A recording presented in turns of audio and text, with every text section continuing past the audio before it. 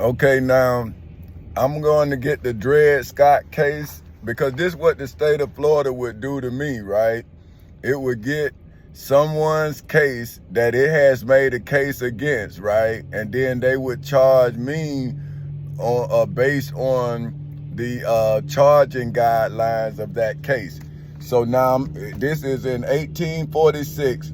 An enslaved black man named Dred Scott, Mr. Dred Scott, and his wife, Miss Heretta Scott, sued for their freedom in St. Louis Circuit Court.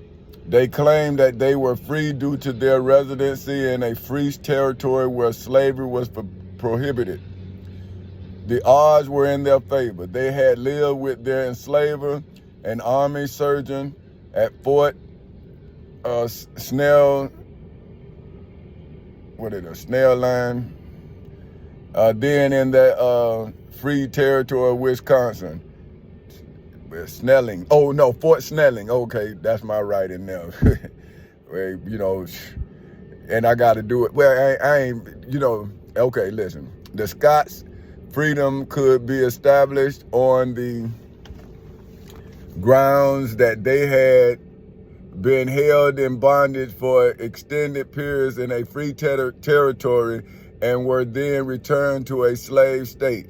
Courts had ruled this way in the past. However, what appeared to be a straightforward lawsuit between two private parties became an 11-year legal struggle that culminated in one of the most notorious decisions ever issued by the United States Supreme Court. Scott lost his case, which worked its way through the Missouri state courts. He then filed a new federal suit, which ultimately reached the Supreme Court. On its way to the Supreme Court, the Dred Scott case grew in scope and significance as slavery became the single most explosive issue in American politics. By the time the case reached the High Court, it had come to have numerous political implications for the entire nation. On March 6, 1857, Chief Justice Roger B. Taney read the majority opinion of the court, which stated that enslaved people were not citizens of the United States and therefore could not expect any protections from the federal government or courts. The opinion also stated that Congress had no authority to ban slavery from a federal territory. This decision moved the nation a step closer to civil war. Okay, wait, I got it. Like I say, they took my stuff.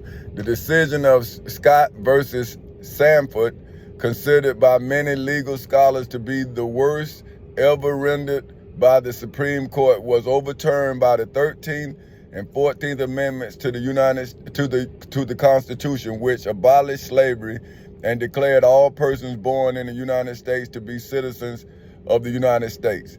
Now, the attorneys for Dred Scott was Field and Hall, right? Now, I'm saying this case because this is the same thing that I did. I just did it in a non-selfish manner, which means I emancipated everybody because of my rights being violated. I didn't just emancipate my wife like Mr. Dred Scott did, because I guess his attorneys figured that one case would be the test case for the rest of the cases. But like you say, in America, we have dealt with this before. So now let me show you what I'm saying with the Dred Scott case.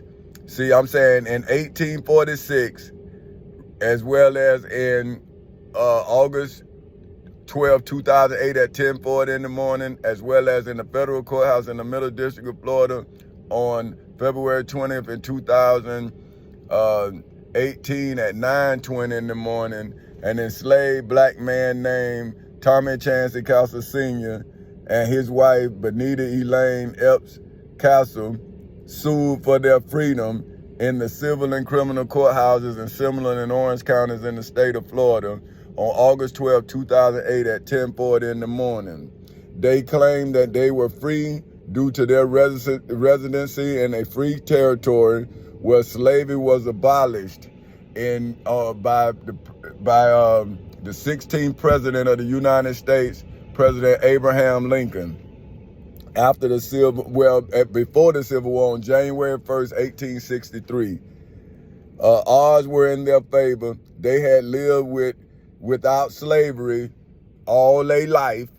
Because slavery was ended in 1863 by the president, but was not ratified until after the Civil War in 1865.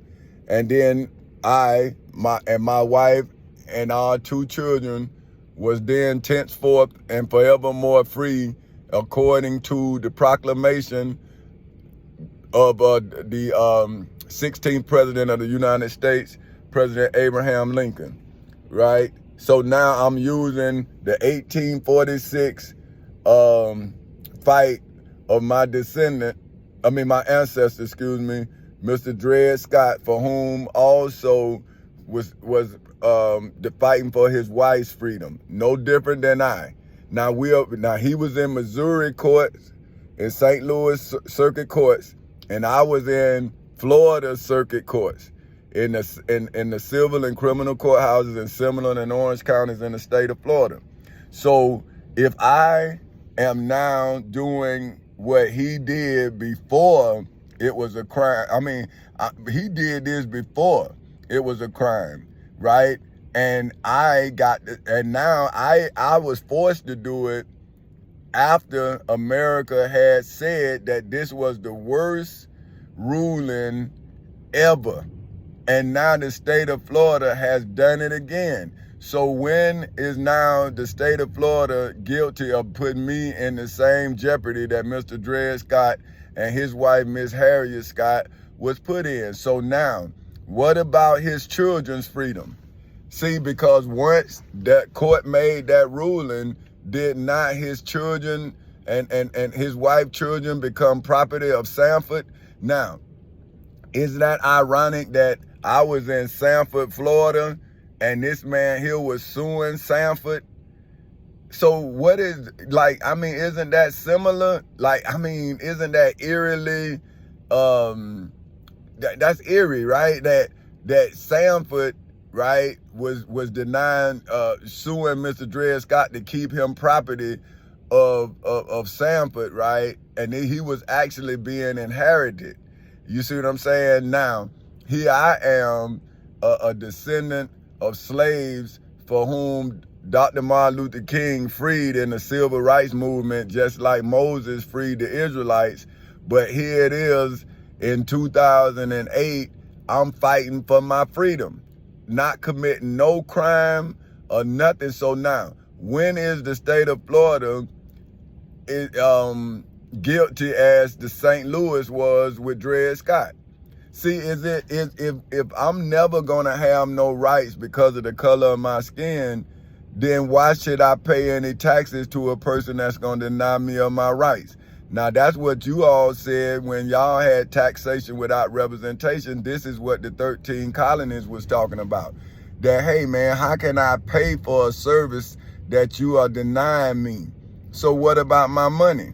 What about my taxes? What about the taxes that my wife and I paid? We are upstanding citizens with our tax bill in order.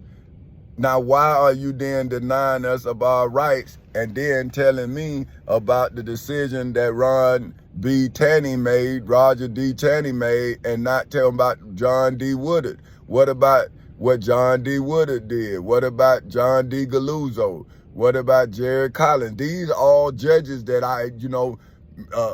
Mendoza, Gregory, all these people are on the record. Now, why is the state of Florida now being able to hide their atrocities, right?